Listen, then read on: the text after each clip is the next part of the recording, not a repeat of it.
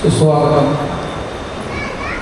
या मंडळाचे अध्यक्ष सन्माननीय राजेशजी मांडवकर, सन्माननीय सेक्रेटरी भाऊधन साहेब, माझे जवळचे सहकारी, उभाटाचे मोठे कार्यकर्ते, मी त्यांच्यासमोर एका याच्यावरचा गाणं आहे म्हणायला हरकत नाही.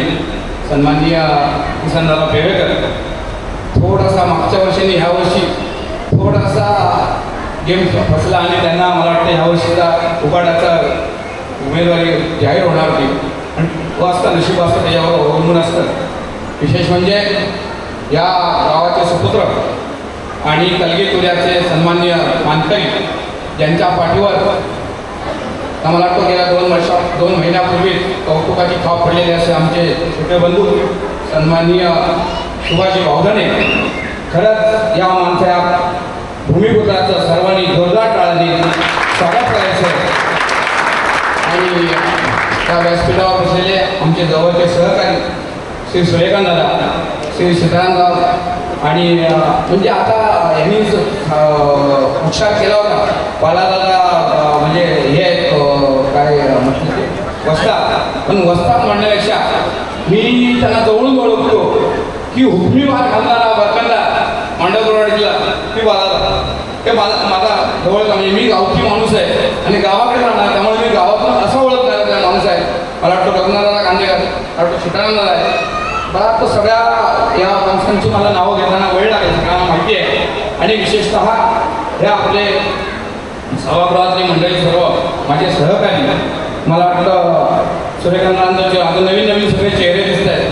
मला वाटतं जुने मंडळी मला वाटतं असं वाटलं होतं की अशोकदादा शिवण येतील किंवा प्रकाशदा शिवण येतील, वसंतदादा येतील किंवा विठुवान दादा येतील, ही मंडळी येतील. पण त्यांचे सर्वची उणीव वाढवणारे सगळ्यांनी भाऊजीराव आणि आमचे बालादादा आले, आमचे शाखाप्रमुख आलेले आहेत. तुम्ही सगळ्यांची उणीव भागवले. म्हणा काल काहीतरी हा होता, त्यांच्याकडे काहीतरी प्रोग्राम होता गावी बेडेकरांचा. त्या कार्यक्रमात सगळे आपले या गावचे मंडळी गुंतलेले असतील असा माझा अंदाज आहे. त्यामुळे हा सभागृह भरलेला दिसत नाही.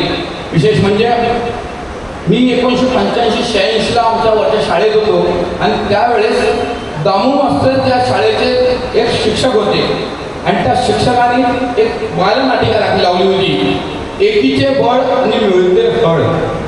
आणि ह्या बालनाटिकेला तेव्हा त्या शाळेत आमच्या 1, 2, 3 शाळांचा जो कार्यक्रम होता आणि त्या शाळेच्या कार्यक्रमात 1 नंबरचं पारितोषिक मिळालं होतं. मला तो अरुणा तू होतीस, तो कार्यक्रम बघायला विजय काणेकर होता, अशी मंडळी होती. आम्ही 85-86ला मला हे सांगतोय. मला ह्या वाडीचा अभिमान वाटतो की ह्या वाडीची आमची एक जवळची नाळ जोडलेली आहे.